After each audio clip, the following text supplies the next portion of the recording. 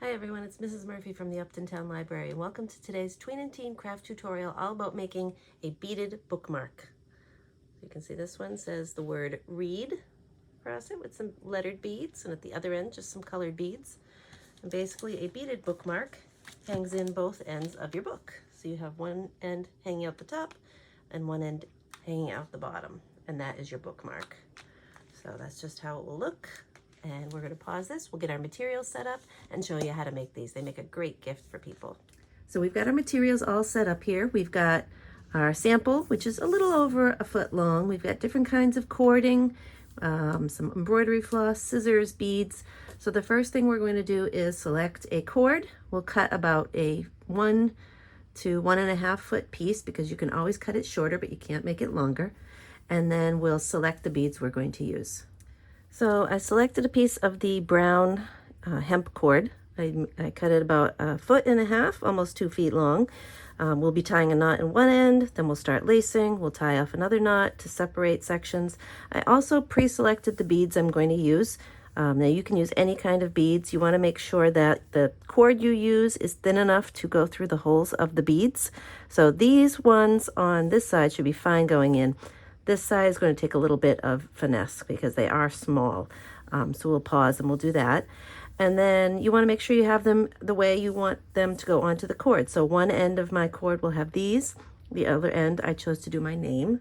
So I'll show you what those look like. And I added some extra beads to spacers. And it's always good to have everything set and ready to go before you start lacing.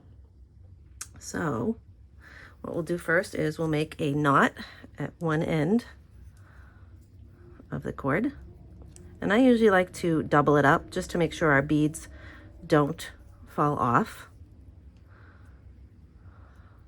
So a nice double knot like that. You can always trim and then start lacing. So I think we will do these first because they're easier. So we'll just start lacing.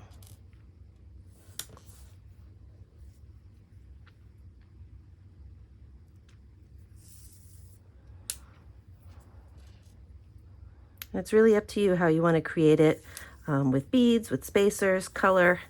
I just went with what we had here. I think we got these little letter beads from the dollar store, so they don't all match, but that's kind of a creative look that it's going to have, really colorful and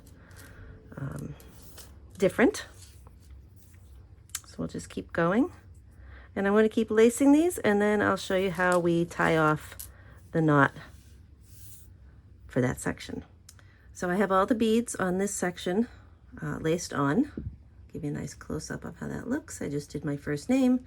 My first name has 2 words, so I added some spacers in between because it's a 2-word name and I like to put a space in it.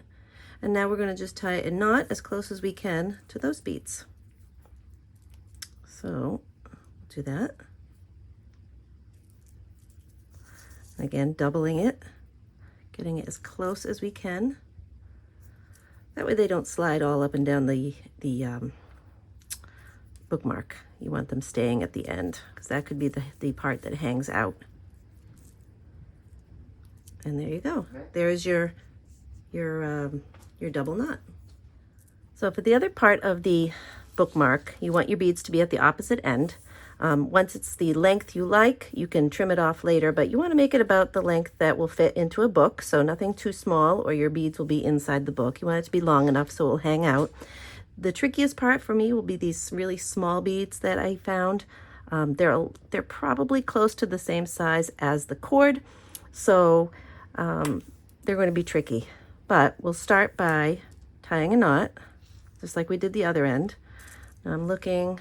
That looks like maybe it would be about the length to go in a book. So we'll double knot there.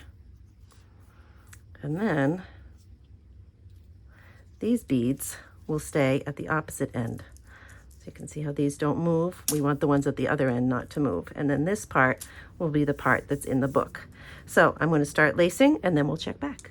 Once you have the rest of your beads strung on like so, you'll tie off another double knot, snip it, and then your bookmark is done.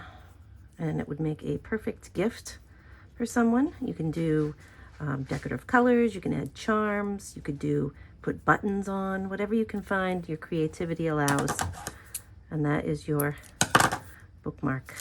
So let's get a book and we'll test it out. Here's our bookmark with our book. And there we have it. Perfect for gift giving. Good luck.